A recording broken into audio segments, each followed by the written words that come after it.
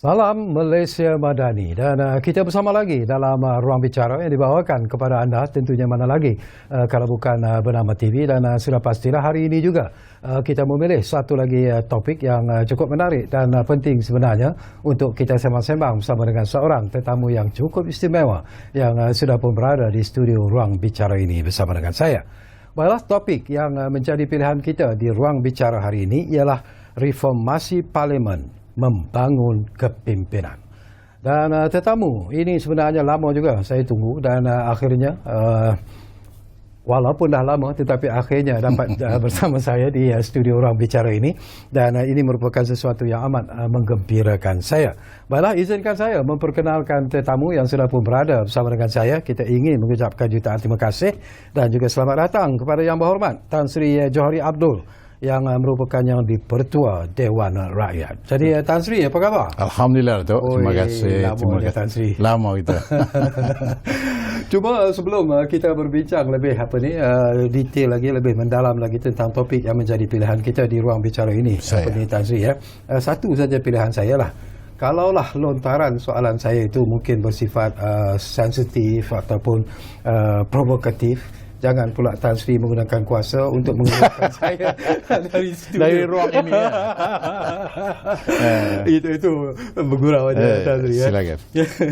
Okey, macam saya katakan, ini merupakan topik yang cukup penting dan menarik sebenarnya, dan kepada anda yang mungkin sedang bersama kami di program Ruang Bicara ini, anda juga sebenarnya dengan keizinan Yang Berhormat Tan Sri, kami beri ruang dan juga peluang untuk bertanya apa saja berkaitan dengan isu yang menjadi pilihan kita ini. Jadi dua talian seperti biasalah kami sediakan kepada anda di 0326040155 dan satu lagi talian yang kami sediakan kepada anda di 0326940155. Jadi gunakanlah kesempatan dan peluang ini sebaik-baiknya kerana bukan mudah sebenarnya untuk kita membawa tetamu seperti Yang Berhormat Tan Sri Johari Abdul yang di-Pertua Dewan Rakyat di program Ruang Bicara ini. Baiklah, sebagai permulaan sebelum kita bercakap lebih mendalam lagi, saya kagum sebenarnya melihat sikap Tan Sri sendiri mengendalikan persidangan di parlimen itu sendiri. Bagaimana Tan Sri mengawal perasaan Tan Sri, bagaimana Tan Sri cuba menteramkan kadang-kadang suasana yang tidak menentu dalam parlimen itu sendiri. Jadi apa sebenarnya yang memberi confidence dan juga kekuatan kepada Tan Sri sebenarnya, Tan Sri? Terima kasih, Datuk. Assalamualaikum warahmatullahi wabarakatuh. Waalaikumsalam. Saya kira ada beberapa perkara yang membantu saya sebenarnya. Yang pertama, pengalaman. 15 tahun menjadi ahli parlimen. Dan daripada 15 tahun itu saya menjadi pembangkang. Dan semasa menjadi pembangkang itu saya juga menjadi timbalan ketua whip dan whip pembangkang. Kemudian 15 tahun kemudian juga menjadi ketua pembangkang di Dewan Undangan Negeri Kedah, di DUN Kedah. Okay. Jadi bila kita berada dalam Dewan begitu lama lah, 15 tahun. So kita dah boleh agak dah lah, bila apa yang akan berlaku, siapa yang akan bercakap, soalan yang bertanya tu, tujuan dia bertanya tu.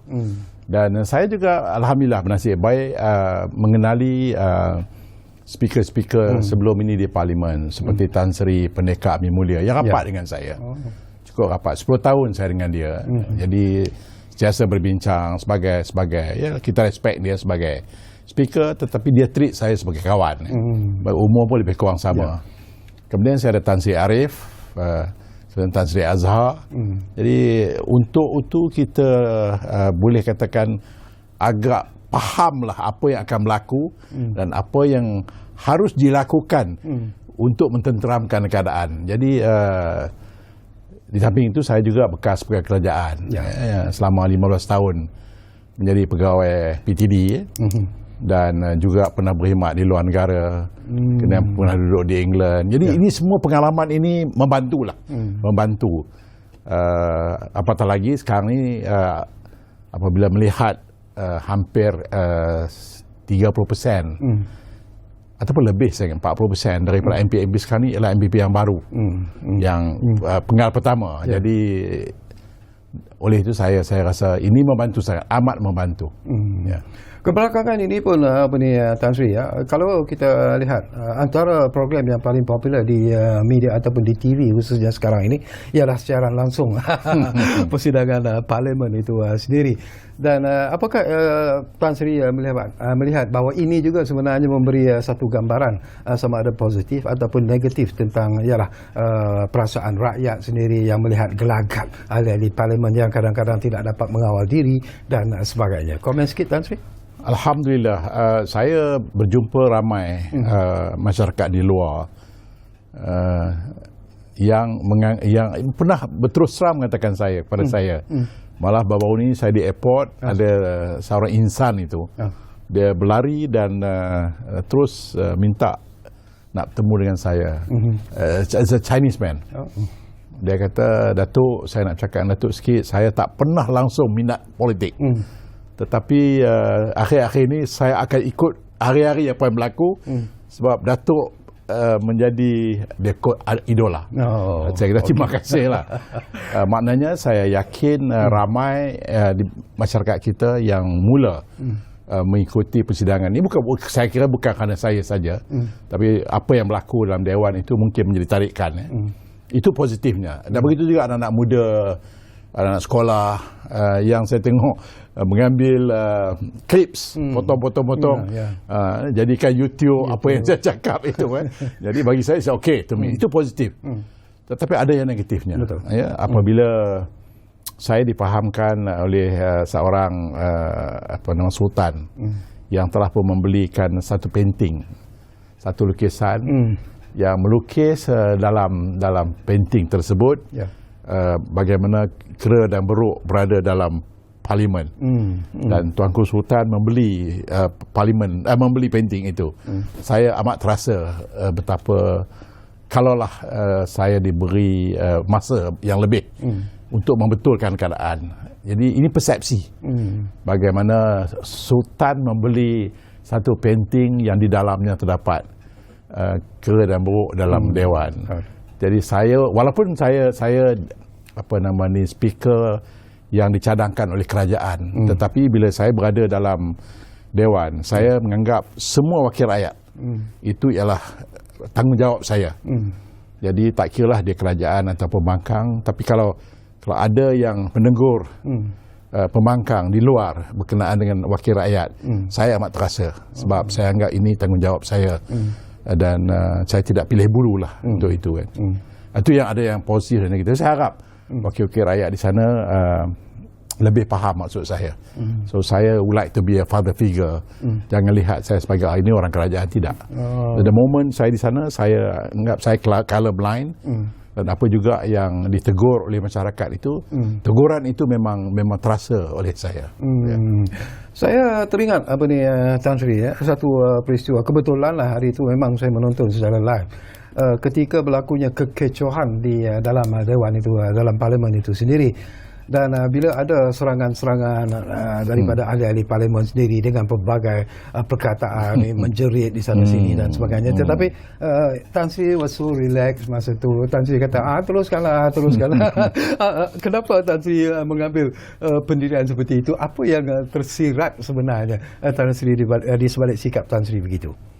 Kita ada 2 atau 3, 4 kategori ataupun jenis ahli parlimen dalam Dewan. Yang bertanya, yang grup yang pertama ni yang bertanya kerana ingin tahu. Dia bertanya betul-betul kerana dia ingin tahu. Grup yang kedua bertanya ingin test. Anak belah sana tu reti tak reti. Dia tahu jawapan tu. Dia nak test.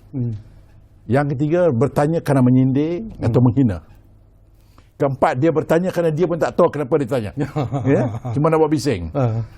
Jadi untuk itu kadang-kadang saya kata okeylah, setelah kita minta beri nasihat dan sebagainya, tak jalan. So akhirnya biarlah masyarakat yang membuat keputusan. Inilah jenis wakil rakyat kita yang ada, yang diminta untuk berlaku adil supaya duduk. Kita ada peraturan mesyuarat dan sebagainya. Tapi masing-masing rasa dia hebat. Masing-masing, tak apalah, biar masyarakat yang akhirnya membuat keputusan.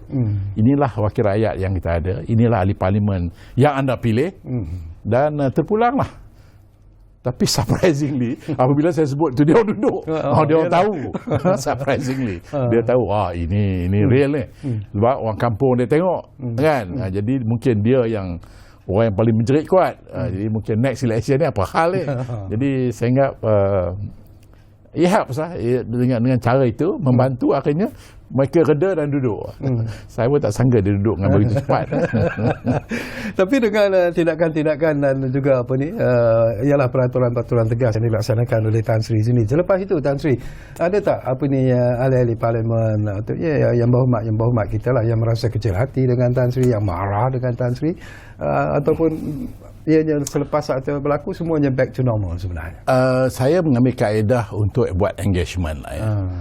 Ada khususnya yang senior politician yang ada position dalam parti, ya. Saya tidak begitu gemar menegur mereka di dalam dewan. Yang pertama disebabkan kedudukan dia yang agak senior, sama ada segi lama di parlimen ataupun position dia dalam parti. Apa yang saya lakukan adalah saya panggil ke bilik saya, ke kamar saya, dan kita bincang sebagai, saya labelkan, you senior man, I'm a speaker. Kita friends. And boleh tak kita somehow mencari titik pertemuan di mana-mana supaya kita jangan sampai bertembung. Dan saya terpaksa mengeluarkan arahan-arahan yang tak cantik lah, Itu yang pertama. Saya ingat so far engagement itu menjadi, dan rasa hormat mereka terhadap saya dan hormat saya pada mereka itu maintain. Ada juga kadang-kadang anak-anak muda yang cuba nak test saya lah. Baru-baru ni pun ada seorang nak test saya, tapi saya anggap tak apalah, ini dia tu yang saya katakan sindir saya, jangan menyindir saya. Sebab tak guna ahli parlimen bergaduh dengan speaker. Sebab saya bukan ada interest. Saya hanyalah mengawal saya mengawal keadaan. Saya diberi tanggungjawab.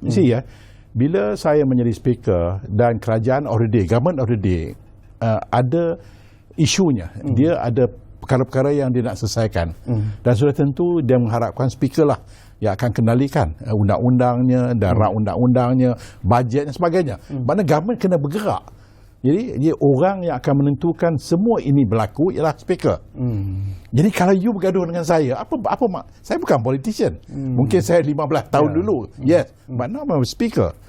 Jadi untuk itu saya selalu sebut, jangan bergaduh dengan saya. You nak bergaduh sama you, carry on. Itu you hak you, kan? Tapi kalau you bergaduh dengan saya rasa tidak betul lah, tidak betul. Because then you are barking at the wrong hill. The wrong hill.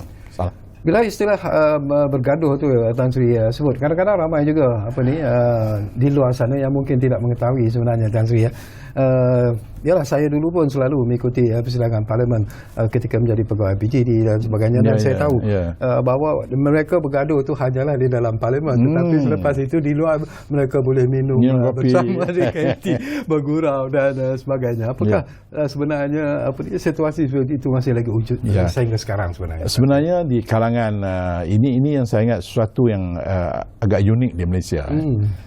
Sebab saya panggil tolerance level. Kita punya tolerance lah, tinggi sebenarnya. Orang Malaysia ni amat tolerance level dia tinggi, Dia punya jiwa dia tu begini, kadang-kadang dia boleh maki, hamun, bum. Lepas tu dia boleh bagi signal kat kawan dia minum kopi kat luar. Sebab kafe ahli parlimen dengan dewan itu memang sebelah-sebelah. Kau ni keluar kau sini, kau ni keluar sini, akhirnya kita tengok dua-dua orang tu minum kopi, which is very good, to me very good. Itu menunjukkan bahawa kematangan ada. Jadi kita taklah sampai berdendam, maki hamun. Tapi alhamdulillah. Sebab itu saya kata, sebab oleh kerana saya tahu apa yang berlaku. Sebab itu kadang-kadang kita kata, you keluar dulu minum kopi, lepas tu habis selesai masuk balik. Jadi supaya panas tu dia punya suhu tu turun. Lepas tu masuk balik.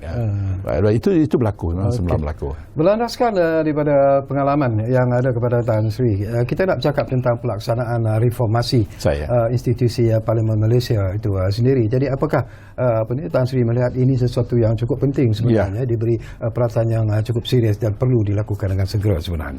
Ya, ada beberapa perkara yang saya sedang berjalan. Yang pertama sekali ialah saya umum kena tahu ini bahawa Perdana Menteri memang seorang yang walk the talk. Dia sebut bahawa dia mahu melakukan reformasi di segenap segi.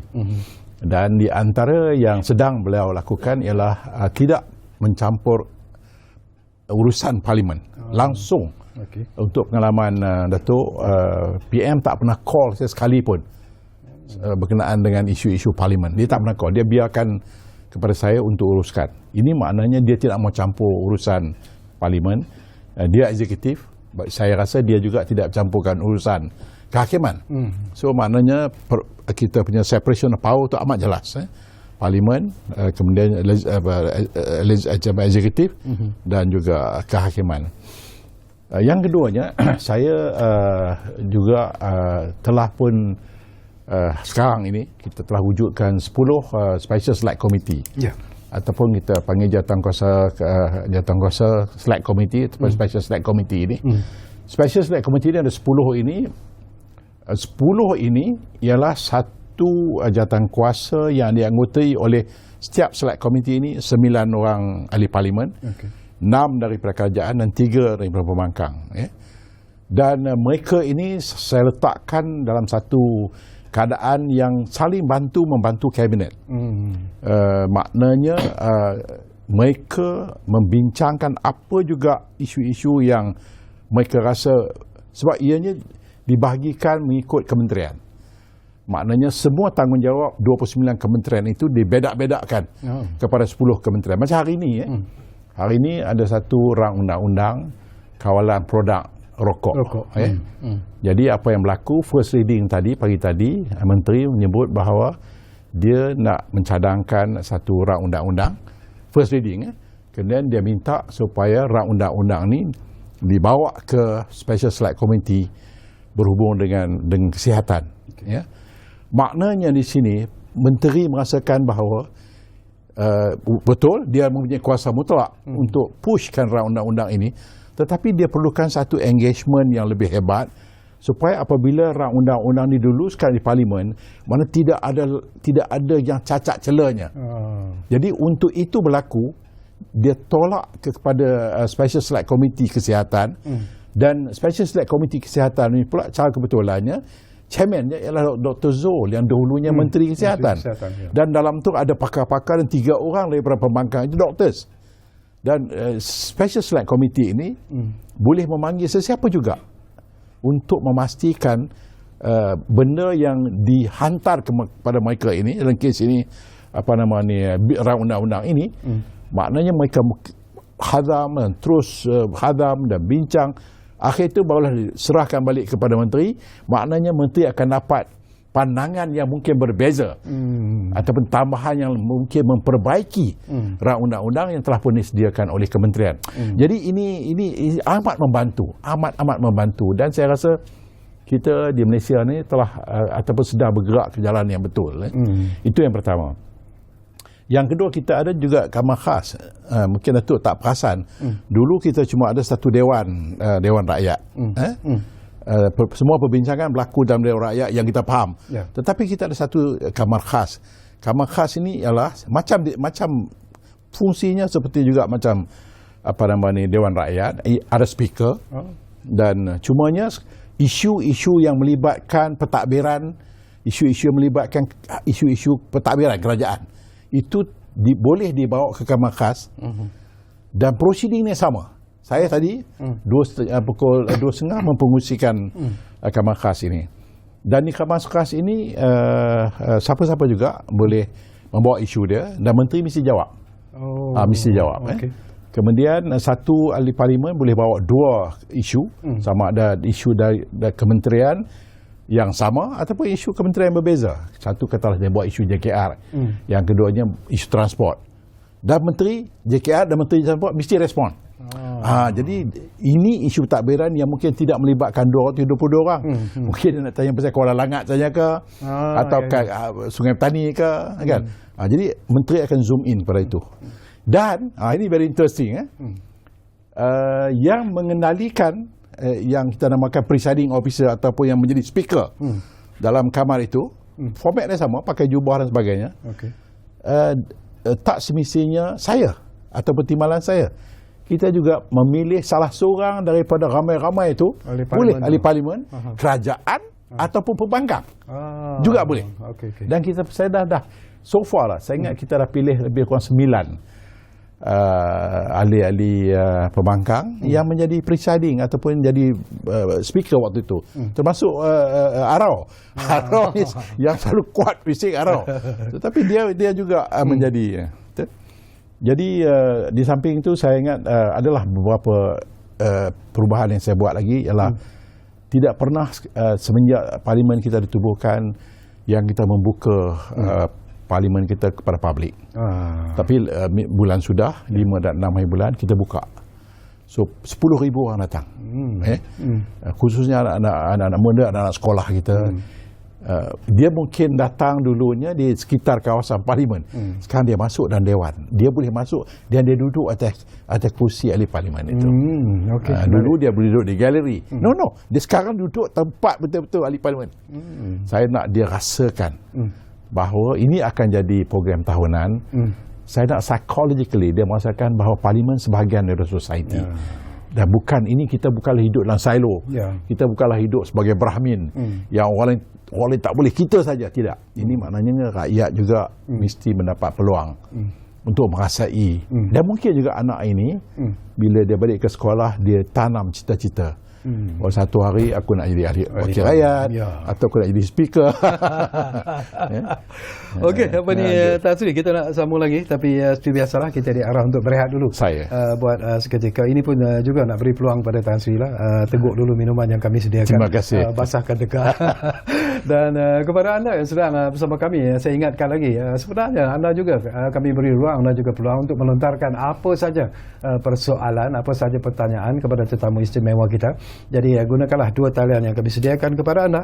Saya ulangi lagi, 03-2604-0155 dan satu lagi talian tentunya 03-2694-0155. Kita rehat dulu, ruang bicara bernama TV tentunya. Jumpa lagi.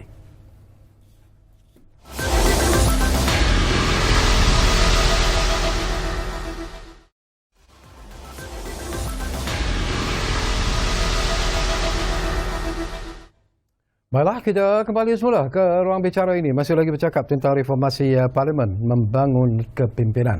Dan tentunya kita masih lagi bersama dengan Yang Berhormat Tan Sri Johari Abdul, iaitu Yang di-Pertua Dewan Rakyat. Baik, saya juga nak sentuh satu lagi isu sebelum kita nak bercakap tentang ialah apa yang perlu dilakukan oleh Parlimen sendiri dalam usaha untuk melahirkan gagasan kepimpinan anak muda. Itu juga merupakan satu isu yang cukup penting. Tetapi satu perkara yang menarik juga lah bila kita lihat perkembangan Parlimen ketika ini, iaitu tentang soal jawab bersama dengan Perdana Menteri. Ini pun tidak pernah dilakukan sebelum ini di Parlimen. Jadi bagaimana dengan respon daripada ahli-ahli Parlimen sendiri? Apakah mereka sama-sama terlibat bertanya apa saja yang perlu mereka ketahui tentang topik-topik ataupun perkara-perkara yang dibangkitkan oleh Amat Berhormat Perdana Menteri? Pandangan Tan Sri. Alhamdulillah, kita ada program kita panggil Prime Minister's Question Time setiap hari Selasa. Dan setiap Selasa itu 3 soalan asas akan ditanya oleh 3 orang ahli parlimen. Lazimnya kita bagi seorang atau 2 dari pembangkang, terpulang lah pernah 2 pembangkang, 1 kerajaan, ataupun 2 kerajaan, 1 pembangkang, dan diikuti dengan soalan tambahan. Soalan yang menarik itu ialah soalan yang diajukan dalam bentuk hitam putih. Itu okey. Mungkin pegawai-pegawai boleh prepare. Tapi soalan tambahan tu PM sendiri pun tak tahu apa yang. Jadi di sini saya lihat bagaimana ianya banyak membantu. Banyak membantu. Dan benda-benda dasar atau benda yang contemporary, benda isu semasa ini semua boleh tanya dia. Jadi dan saya lihat bahawa PM teragak-agak untuk tidak mau jawab. PM akan jawab. Cumanya kadang-kadang di sini saya rasa agak harus diperbaiki. Di sinilah yang sepatutnya pimpinan daripada semua pihak, khususnya pembangkang, mengambil peluang ini untuk bertanya soal-soal yang memang berkaitan dengan apa yang berlaku sekarang, ya? Apakah polisi-polisi baru ataupun apakah benda-benda yang baru ataupun ada benda-benda yang ingin ditegur. Sebab dalam standing order kita cuma membenarkan satu soalan tambahan. Tapi pernah saya membenarkan lebih daripada satu soalan. Sebab ini saya rasa isu yang penting, yang harus ditanya oleh wakil rakyat dan harus dijawab oleh Perdana Menteri. Jadi tidak betul orang kata soalan ini telah pun disediakan dan ditanya pun telah pun dijawab. Soalan telah pun disediakan oleh Perdana Menteri untuk dijawab. Tidak. Soalan yang kedua memang datang tu macam kita tak tahu secara ad hoc lah. Ad hoc ataupun spontaneous. Jadi dan tak semestinya satu. Saya pernah bagi lebih dari satu soalan untuk dijawab, untuk ditanya. Jadi saya mengajaklah kawan-kawan untuk menggunakan peluang ini untuk bertanya Perdana Menteri sendiri, sebab Perdana Menteri pula tidak boleh jawab benda yang dia tidak tahu ataupun jawapan itu tidak tepat. Kerana dalam standing order, kalau you jawab tidak betul ataupun mengelirukan dewan, dan Perdana Menteri itu sendiri boleh dihadapkan ke Jawatankuasa Hak dan Kebebasan. Maknanya penalti akan dikenakan kepada Perdana Menteri. So Perdana Menteri kena betul-betul faham apa yang ditanya dan menjawab secara telus. Dia tak boleh kona-kona, tak boleh selindung-selindung. Sebab itu ialah parlimen. Ini bukan kedai kopi, ini parlimen. Saya rasa ini ialah di antara, dan saya ingat PM cuma tak datang sekali. Itu pun pasal ada urusan luar negara. Kalau tidak dia akan datang macam besok. Dia confirm datang. Jadi saya rasa inilah peluang yang terbaik untuk kita bertanya. Bukan soal kita nak memuji PM pandai tidak pandai. Tapi yang kita nak tanya adalah ini benda-benda yang penting untuk diketahui oleh rakyat, datang dari mulut PM sendiri.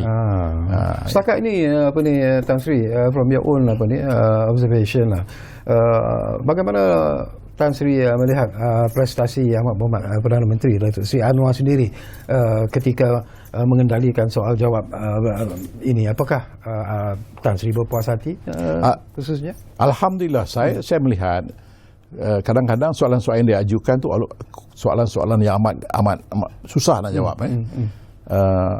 Tetapi beliau mengambil sikap untuk engage. This is one thing. Dia tidak bantai orang, tidak kutuk orang, tidak kata kamu tak faham soalan ataupun kamu tanya soalan. Dia engage. Kan? Dia engage supaya akhirnya walaupun kadang-kadang jawapan diberikan itu tidak memuaskan hati orang. Siapa yang boleh memuaskan hati semua orang kan? Tetapi maknanya dia berjawab dengan yang lebih berfakta, ya. Dan saya kira jawapan itu boleh digunakan sebagai satu asas untuk kita maju ke depan. Contohnya saya masih ingat lagi pembangkang komplain sebab peruntukan dia tak dapat. Kerajaan dapat peruntukan, di parlimen kerajaan dapat peruntukan. PM kata, saya dah sebut dari awal lagi, datang dah bincang. Jadi takkanlah datang, tak mau datang, tapi nak bantai saya dalam parlimen. Pergi ceramah kata saya zalim. Saya dah kata. Dan ini menunjukkan bahawa Perdana Menteri kita, come and talk. Sebab semasa dia menjadi ketua pembangkang, dia berjumpa dengan Perdana Menteri waktu itu dan minta.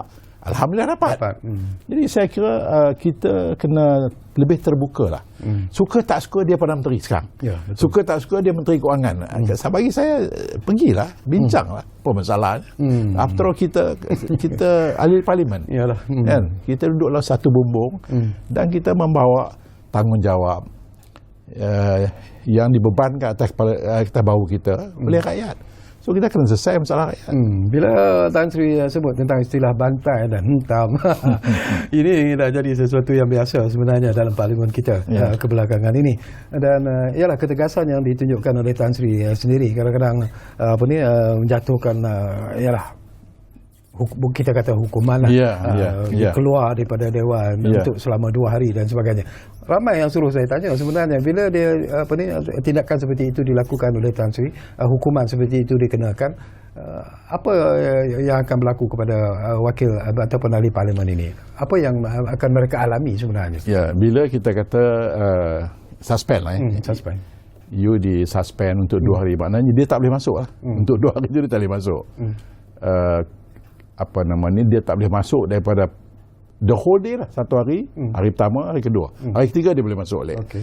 Tetapi dia allowance dia dapat lah. Dia dapat allowance. Dia dahulunya tidak dapat. Kalau dia suspend, pernah kena sampai saya ingat 2-3 bulan ada satu wakil rakyat pernah kena banyak bulan juga. Dan dia tak dapat allowance.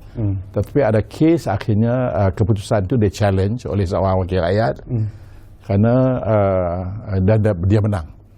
Dan bersandarkan kepada keputusan mahkamah itu akhirnya walaupun dia suspend tetapi allowance dia bayar. Cuma dia tak dapat allowance datang mencorak lah, sebab dia tak datang mencorak. Tapi allowance bulanan itu dia dapat. Itu dia dapat ya.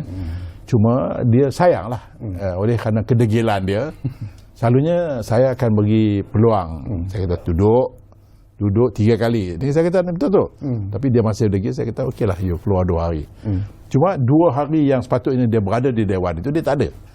Maknanya sepatutnya mungkin dia boleh berucap dan boleh bertanya soalan. Tetapi tidak, kehadiran itu merugikan rakyat lah. Itu saja. Okey, kita nak sentuh tentang apa yang Datuk Seri Tan Sri sentuh sepintas selalu tadi lah, iaitu tentang melahirkan gagasan kepimpinan anak muda itu sendiri, supaya mereka memahami sebenarnya fungsi dan peranan parlimen itu sebenar-benarnya. Jadi apa lagi yang ada dalam perancangan Tan Sri untuk melaksanakan program seperti ini, Tan Sri? Saya ada program yang saya namakan Reach Out program. Okey. Yang mana saya akan menjemput yang pertama sekali ialah pelajar-pelajar, ketua-ketua murid khususnya yang sekolah-sekolah di luar bandar datang ke parlimen, dan di situ kita akan tunjukkan apa itu parlimen, dan saya sendiri akan berjumpa mereka ataupun timbalan-timbalan saya akan jumpa mereka.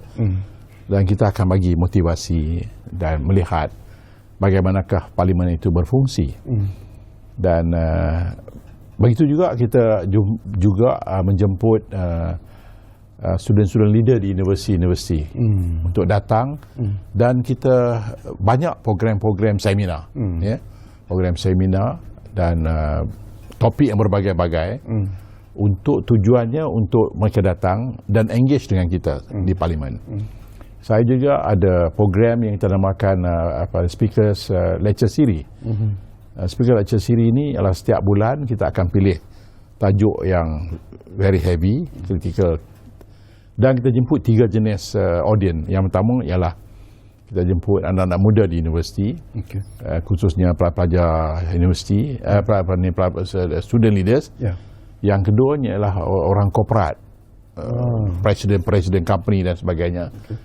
Dan yang ketiganya sama ada NGO dan juga NGO dan juga student leaders, NGOs, dan mereka ni dihimpunkan untuk mendengar lecture. Baru ni kita jemput Tun Musa Hitam dengan Yang Berhormat Rafizi cakap tentang ekonomi Malaysia.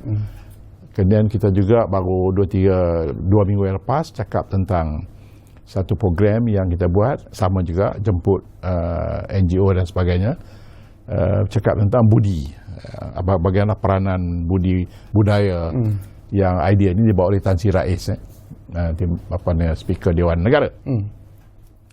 Baik, yang saya nak sebut ni tu ialah saya cuba membawa sebanyak mungkin anak-anak muda ni supaya akhirnya mereka rasakan bahawa mereka sebahagian daripada dari parlimen. Dan harapan saya ialah pemimpin sekarang akan pergi, suka tak suka, tapi bagaimana kita menyediakan kepimpinan masa depan. Maknanya dalam masa 5 tahun, 10 tahun, 15 tahun dan 50 atau 100 tahun akan datang ni, siapa yang ambil tanggungjawab untuk memastikan kita mempunyai satu kumpulan anak muda yang cukup berilmu, berakhlak, berpengetahuan, bersemangat dan jitu cara keterampilan dia supaya dia pun mengambil alih. Saya tak peduli parti mana dia nak masuk, parti biru, merah, hijau, kuning, none of my business. Tapi mereka kita bisa sediakan peluang dan ruang secukupnya untuk mereka lalui satu proses. Dan proses ini di antaranya ialah mengenali apa itu parlimen, mengetahui apa itu demokrasi, dah berfikir secara matang, bertindak secara matang, supaya bila kita serahkan negara ini kepada mereka, mereka terima dengan penuh kewibawaan dan keyakinan bahawa mereka boleh menjadi pemimpin yang baik, setara atau lebih hebat daripada pemimpin-pemimpin Asia Tenggara ataupun dunia. Jadi adakah apa yang Tan Sri lakukan ini bersesuaian sebenarnya dengan prinsip negara kita sekarang, iaitu memperkenalkan undi 18? Yes. Di mana anak-anak muda sendiri harus melihat politik itu sebagai sesuatu yang cukup penting dalam kehidupan. Idea ini tercetus apabila saya melihat kita luluskan undi 18, tetapi kita tidak ada follow up program. Betul. Apa yang berlaku ialah anak muda yang berumur 18 tiba-tiba dia boleh mengundi ini, dia rasa lost, dia termangu-mangu apa yang berlaku, apa dia ni. Jadi akhirnya dia mengundi disebabkan oleh beberapa sebab. Yang pertama, dia mengundi oleh kerana keluarga dia mengundi parti A, ataupun masyarakat dia parti A, ataupun kawan-kawan dia. Jadi alam sekitar mempengaruhi dia. Dia tidak mempunyai keupayaan untuk memikir sendiri sebab dia sendiri tidak berpengetahuan. Sekolah tak mengajar. Pasal 18 dia masih sekolah. Betul. Dan apatah lagi cikgu-cikgu sendiri pun mempunyai fobia. Konon-kononnya politik itu kotor. Jangan campurkan politik dan akademik. Oh, kamu masih muda, jangan cakap pasal politik. Dan akhirnya budak-budak kita okeylah, saya tak cakap. Tapi bila dia keluar sekolah besok dia kena mengundi apa hal dia kata. Ini saya rasa kita ada mismatch di mana-mana. Sebab itu saya ambil keputusan bahawa ayo kita dedahkan anak, khususnya yang pemimpin pelajar, school captain, school head boy apa ni, yang datang dari sekolah-sekolah yang di luar bandar, yang tidak mempunyai peluang untuk berdamping dengan alam demokrasi seperti parlimen ini. Mungkin anak Kuala Lumpur boleh, tapi anak-anak di Terengganu, di Kelantan, di Kedah dan di Sabah dan Sarawak, ayo kita bawa mereka ke sini. Dengan harapan mereka terdedah dan akhirnya mungkin mereka juga akan tanam satu semangat bahawa aku ingin menjadi orang di dalam parlimen ini satu hari. Menarik. Baik, Tan Sri, kita berehat buat kali terakhir dan kembali nanti. Tak banyak lagi masa yang tinggal, tapi insyaAllah akan ada lagi persoalan-persoalan yang mungkin sempat saya kongsikan bersama dengan Tan Sri berkaitan dengan reformasi parlimen, membangun kepimpinan. Kita jumpa lagi selepas kita berehat hanya untuk seketika. Jumpa lagi.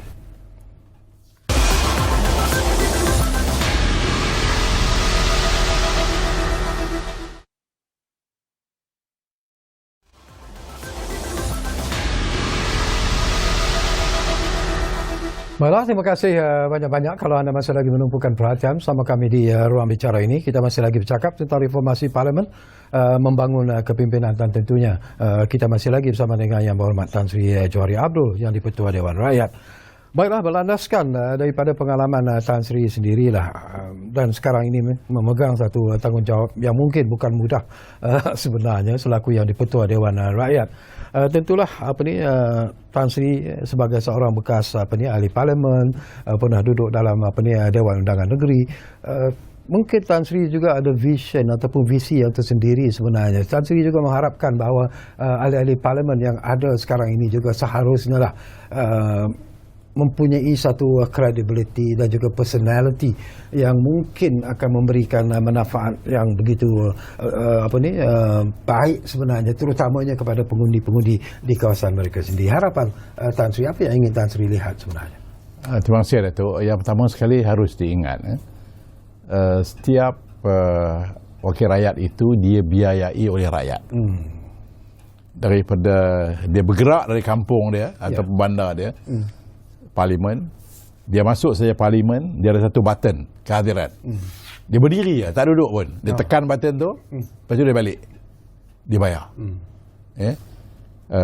Sebab itu maknanya segala pergerakan dia semasa persidangan dan semasa dia menjadi ahli parlimen itu dia bayar oleh rakyat. Satu jumlah yang agak selesa. Betul. Jadi harapan saya ialah you mesti ingat bahawa datanglah ke parlimen. Jangan orang Kedah kata jangan tuang lah, jangan tuang. Mesti datang. Mungkin kita rasa kita sibuk, tapi waktu parlimen kita cuma ada 70 hari saja dalam setahun. Mesti hadir.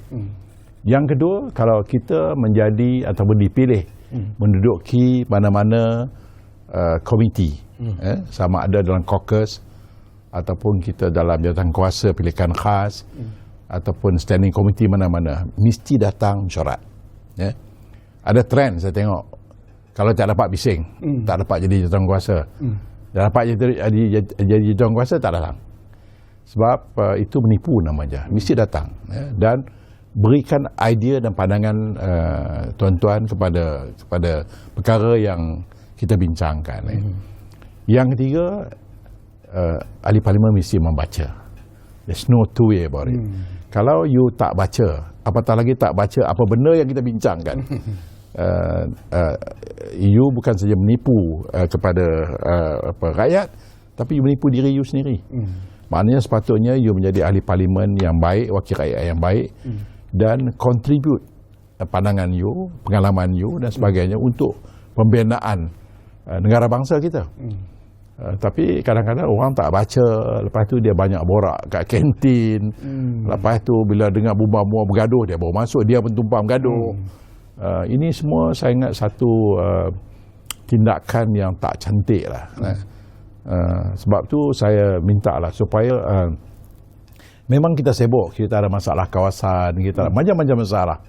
Tapi suka tak suka, masa waktu parlimen, waktu persidangan, you kena hadir. Saya bukan nak cakap besar lah. Saya 15 tahun 3 penggal.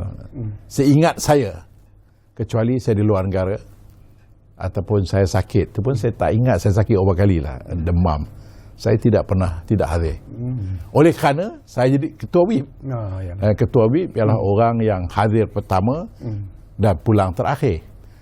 Jadi dia menjadi satu tanggungjawab pada kita, dan sebagai ketua WIP pula tanggungjawab bukan ada elan tambahan, tapi adalah menjadi tanggungjawab saya untuk memastikan apa juga yang dirancang oleh parti terlaksana, sebab dia melibatkan rakyat. Jadi harapan saya lah, khususnya anak-anak muda, bahawa di luar di sana penonton-penonton menjadi ahli parlimen ni suatu dia amat berbeza.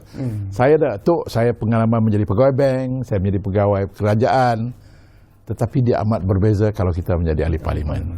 Amat berbeza kan. Sebab kita cakap tentang future. Kita cakap masa depan. Kita cakap benda yang kita nak luluskan ini atau benda yang kita ungkapkan dalam parlimen itu ialah benda yang kita harapkan kita membawa suara rakyat ni ke depan. Jadi kalau kita pegawai kerajaan, Datuk bolehlah cakap, tak pernah dengar.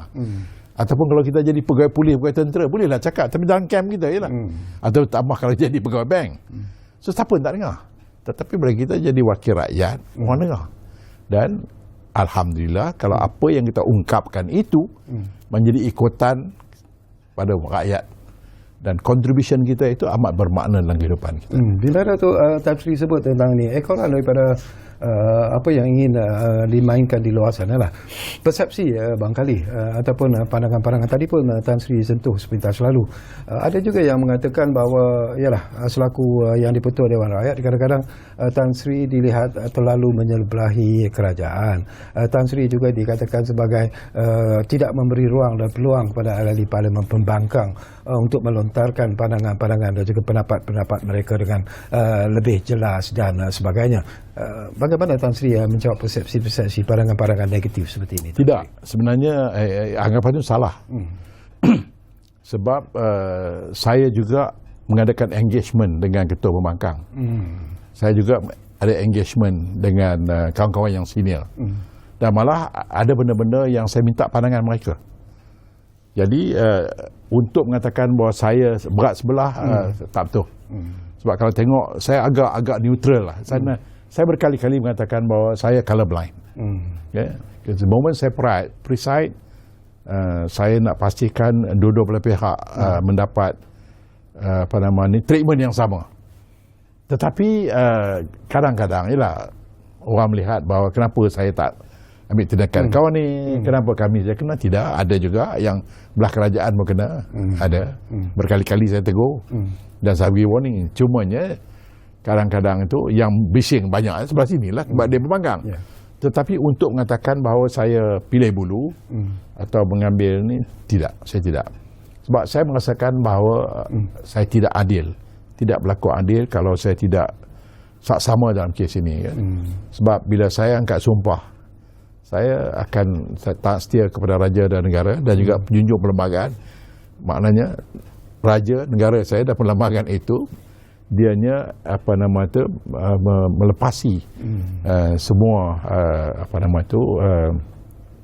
tidak kiralah sama ada pembangkang atau tidak.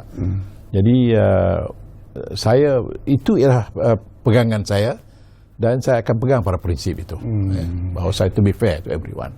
Mungkin juga satu persoalan yang menarik juga Tan Sri, kalau kita lihat daripada ahli-ahli parlimen, terutamanya mungkin pertama kali dipilih sebagai ahli parlimen, dari segi pengalaman mereka sebenarnya, itu juga sesuatu yang perlu diperbaiki sebenarnya. Mungkin ialah too excited to be in parliament, tiba-tiba menjadi ahli parlimen dan sebagainya. Jadi pandangan Tan Sri tentang mereka yang mungkin pertama kali masuk ke parlimen, diangkat sebagai ahli parlimen, apa yang perlu mereka pelajari?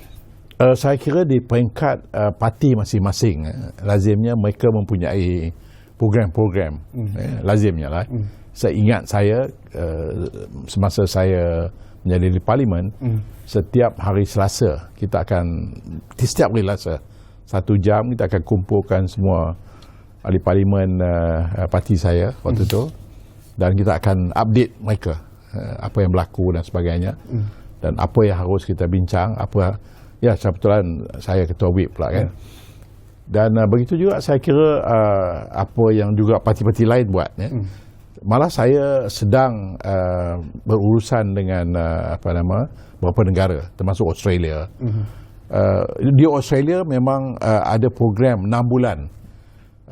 Mana-mana ahli parlimen yang baru, mereka akan lalui proses seolah-olah macam orientasi supaya mengenali apakah itu sedang dalam pipeline. In fact, insyaAllah saya sedang sediakan program ini supaya semua ahli parlimen, sebaik saja dia masuk ke parlimen, dia akan lalui program ini supaya dia tahu. Tak semua ahli parlimen yang tahu cara nak sediakan soalan tambahan, standing order pun tak tahu apa benda. Ini semua ni saya perasan benda tu. Tapi ini program-program yang sedang kita atur supaya mereka juga akan mendapat pendedahan awal insya-Allah apabila mereka dipilih menjadi ahli parlimen nanti. Okey, tinggal lebih kurang 4 minit lagi masa yang ada. Tan Sri, begitu pantas masa berlalu sebenarnya. Jadi apa lagi yang ingin Tan Sri sampaikan di penghujung program Ruang Bicara ini? Silakan Tan Sri. Terima kasih Datuk. Saya amat mengharapkan semua pihak bersungguh-sungguh untuk memastikan bahawa kita mesti mempunyai pool of leaders. Maksud pool of leaders saya begini tidak semestinya political leaders. Maksudnya kalau saya kiranya sebagai saya selalu joke begini di sekolah dahulu cikgu-cikgu akan mengatakan murid-muridku belajarlah sungguh-sungguh supaya kamu dapat straight A's. Bila masuk ke universiti dapat straight A's, lecturer pula akan kata belajar sungguh-sungguh, kamu dapat straight A's, dapat kerja yang baik, pendapatan yang baik, rumah yang baik, isteri yang baik dan sebagainya. Cumanya dia tak ada finishing di situ, tidak ada lock dengan jadilah pemimpin yang baik. That is missing. So saya melihat bahawa kalau pelajar-pelajar kita, katalah apa bidang pun itu, kalau dia engineer, jadilah pemimpin engineering yang baik. Kalau dia ekonomi, jadilah pemimpin ekonomi yang baik. Kalau dia seorang saintis, jadilah saintis yang baik. Kalau dia bahagian pertanian, jadilah yang kita nak ni, kita pemimpin, kita lahir daripada disiplin yang berbagai ini. Dan kalau dia terlibat dalam politik, jadilah pemimpin politik yang baik. Jadi kalau kita dapat usahakan ini, saya yakin negara kita tidak akan terbabas. Karena masing-masing tahu dalam apa juga bidang dia, tapi dia ialah pemimpin. So yang pentingnya ialah kita harus berusaha sungguh-sungguh untuk melahirkan pool of leaders yang bagi saya personally missing. Yang bagi saya kita tidak. Sampai itu kadang-kadang kita lihat, maaf cakap lah orang yang berada dalam parlimen tu, saya rasa mungkin orang lain ada lebih kelayakan daripada kawan ni. Yang ni sayang lah. dan saya tidak mau namakan siapa di mana, tapi saya duduk di atas tu saya dapat tahu, saya dapat rasai sepatutnya bukan orang ni yang duduk di sini, kerana dia tidak menunjukkan kaliber langsung segi ilmunya, akhlaknya, cara itulah dia datang untuk memenuhi syarat mungkin. Tapi sayang. Itu harapan saya ialah kita dapat perbanyakkan program-program, melahirkan pemimpin-pemimpin bukan saja politik, dalam berbagai disiplin. Sama sukan, termasuk sukan. Tapi dia bersukan, tapi dia juga pemimpin dalam bidang sukan. Jadi kalau ini dapat kita garapkan, saya ingat insya-Allah kita punya peluang yang jauh lebih baik daripada sekarang. Okey, baik, terima kasih banyak-banyak kepada Yang Berhormat Tan Sri Johari Abdul kerana sudi bersama kami di ruang bicara ini, dan saya pun sebenarnya cukup puas sembang-sembang bersama dengan Tan Sri, tapi saya harap ini bukan kali pertama dan terakhir lah, Tan Sri. InsyaAllah. Banyak lagi persoalan menarik sebenarnya yang ingin saya kongsikan bersama Tan Sri di masa-masa yang akan datang. Tapi apapun, kita mendoakan supaya Tan Sri terus diberi kekuatan dan semangat yang jitu, kerana menjadi yang diputus oleh rakyat bukanlah satu tugas yang mudah sebenarnya. Ia penuh dengan dugaan, penuh dengan cabaran. Tetapi setakat ini alhamdulillah kita lihat bagaimana kekuatan yang ada kepada Yang Berhormat Tan Sri Johari Abdul telah berjaya dapat mengatasi segala cabaran yang dibangkitkan dalam Dewan Rakyat itu sendiri. Jadi setinggi-tinggi tahniah kepada Tan Sri. Dan tentunya terima kasih kepada anda yang menumpukan perhatian bersama kami di ruang bicara ini, dan jangan lupa seperti yang selalu kami janjikan kepada anda, ruang bicara akan terus berbicara bersama anda dari masa ke masa. Kita jumpa lagi. Terima kasih.